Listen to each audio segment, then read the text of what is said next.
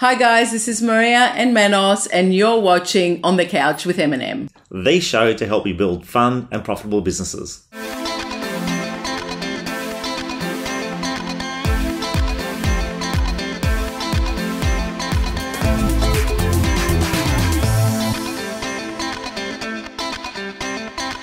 Hi guys, and welcome back to another edition of On the Couch. And back in the couch is a business entrepreneur, brand profiling expert, Jackie Mitchell. Welcome back, Jackie. Thanks episode always 2. Having me. Yes, and we're going to be. I love it. My seat's nice and warm. Good. And you brought the M&Ms again. I brought the M&Ms, yes, awesome, attaching to an existing memory. Yes. So we left off last week on talking about corporate character and building your corporate character and having differentiation in the marketplace. This week we're going to be talking about the power of no. And it's probably not what people think we're going to be talking about. Yeah. The power of no.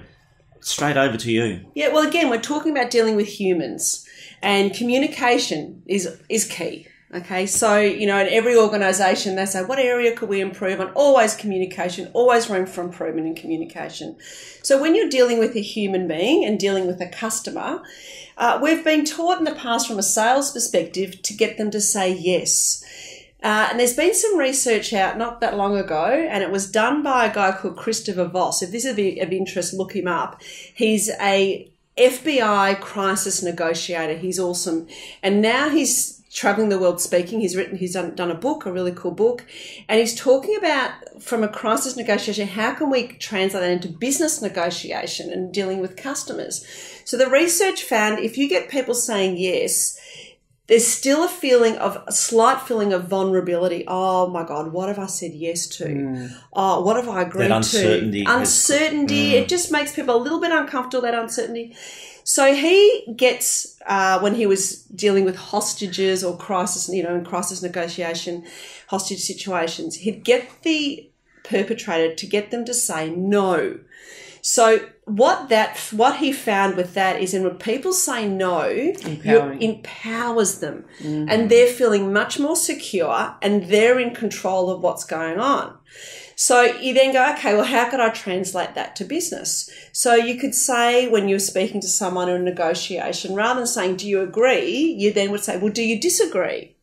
Or you might, so it's about getting them to say no. Do you agree or do you disagree? Do you disagree? Because you know what, with salespeople as well, and I think everyone knows that it's a sales technique to get someone to say yes. So if you're sitting there as a vendor, you're saying yes, and you think to yourself, oh, he's a good salesperson, and they're getting him to say yes all the time, it will make them feel uneasy, like you said before. That's right, exactly. Yeah. And also the faster they talk as well, that's another tip.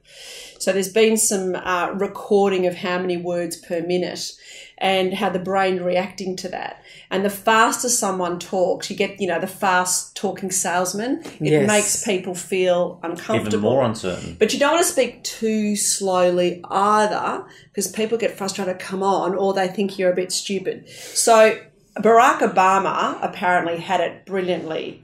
He was brilliant. Yeah. His speed apparently was really good. He was really good. But anyway, so back to the no. Sorry. No, go on. So you'd say something like, would it be ridiculous for me to ask for an extra $10,000 on the sale price of my house? No. Right. Would it be horrible for me to suggest that we stop this interview now and then we re-record it? Probably not. You'd say, no, Jackie, don't be silly. Yeah. Don't be silly. That's fine. So it's getting people, directing them to the no, because they're wanting you to feel comfortable. So rather than the yes, it's a really interesting way. It is interesting. It just shifts the thinking, but it's about the power of language. And language is so important. And I think sweat the small stuff. Choose a word wisely. So we talked about emotion, how important that is. So words that have got feeling in them, or sensory words. So for instance, there's another bit of research, this is evidence-based neuroscience research, that when someone said, I've had a difficult day versus I've had a rough day, the rough day got much more engagement, because the word rough is a sensory word, because it actually makes you sort of feel you feel the word a rough. bit more. You can feel, imagine the roughness. Yeah. We're difficult. It could be anything. Yeah. So by changing that one word can have an enormous impact on the engagement and the reaction you're getting from another human being. So thinking about the words, but not only verbally, but I was going to say reading it. Yeah. Right, yeah. So the content on our websites and on our marketing material and our emails, all that. How many of listeners here, or viewers and listeners, hopefully listening as well, write emails? Yeah. A lot. Yeah. And so think about the first 10 words. And the bit of an email that people often disregard is the subject line. So they think about the first line of their email, think about the subject line, think about those first 10 words. Don't get to the point at the end you're assuming people are going to get there. Our attention spans are reducing all the time. Think about those first 10 words. Yeah. Have a startling statement. Really get them engaged. From the beginning. Exactly. But the subject, because I don't know about you, if you're reading emails, first thing I do is look at who it's from. Yeah. And if it's someone I don't recognise, I'll then look at the subject heading. And if that doesn't get my attention, bang, next. Yeah. I won't go on. Everyone's busy. Especially email, because we're getting so many these so days. Many. Yeah. Which I think direct mail's making a comeback. That's my prediction. Isn't it funny? Yeah. You said this year. You said it as well. Look, the text. I said this year will be the year of the SMS. The SMS. But it's interesting you're saying about the year of direct mail because we've just done a massive marketing campaign of direct mail, and it's been invaluable. So talk to me why you think is direct mail coming back into the fore? People are getting too busy, too many emails. It's really, really simple. We talked about differentiation, how important differentiation is. So you need to zig when everyone else is zagging. I love it. It's that simple. Yeah. So direct mail used to be huge. Remember, you'd open your letterbox and everything would fall out. Now you might get one or two. And it's like the analogy of birthday cards. I don't know, when everyone would have a birthday, you'd get probably 10 or 15 birthday cards in the mail. I still send birthday cards, and I now get people ringing me to thank me for the birthday card. Because they don't get any others. They don't get any. It's on Facebook now, wishing everyone, or you think about when a package arrives, like a FedEx package arrives, what do straight away? Open it. Yeah. It's got your attention straight up. Yeah. So if you're getting direct mail, it's cutting through the clutter of all the digital stuff, all the emails, and then it's also the filtering, all the software that filters through all the junk mail digitally. So get the junk mail in your letterbox. You're getting engagement, you're getting attention, but there's also an opportunity to personalise it. So the customer feels that you're personalised. Again, that sensory feeling. They feel that they're important. Yeah. You didn't just send a bulk email out. Yeah. You actually, or a bulk, That's right. I mean, SMS. No one wants to be a prospect. Yeah. Everyone wants to feel like a customer. Yeah. They don't want to feel like a prospect. And there is a big difference. Huge difference. Yeah. Huge difference. So make them feel like a customer. It's awesome. I know. It's not that hard. So we can actually go back in time, like fashion. We have to, because it's with the internet and everything else, it's all the automation of everything that we're doing, that personalised service, it needs to come back. Yeah, for that connection. It's been said, the more technology is ingrained into our day-to-day work, the more the human element is required to do the cut through. But it's quite interesting. You just mentioned that, and my mind's going 100 miles about the direct mail and the touchy feeling is Facebook. Facebook just recently announced that they're doing a magazine.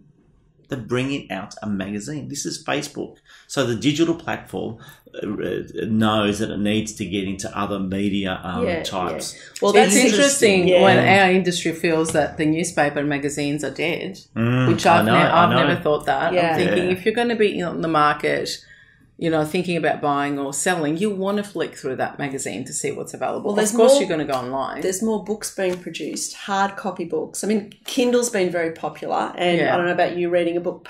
Again, the neuroscience research says that we still prefer to feel and touch. To feel and turn the touch. page. And turn the page. And it's the same with writing. You will most likely remember something by handwriting it as opposed to typing it. Yeah. So that it's extra sticky in your brain for you to handwrite something than it is to type it. Fantastic. So it's not. It hasn't changed enormously. We're still human beings. So if we look at it from another angle, let's look at it from a evolutionary or biological angle. So in the last 20 years, say 20, it's probably being a bit generous, but digitally, business has changed, completely changed. 100%. We haven't evolved that much. 20 years isn't much in the human evolutionary scale, right? Haven't changed much at all. So we still react to stuff that we were reacting to 20 years ago. So be careful about that, I think, It really is being careful not going too far to one side.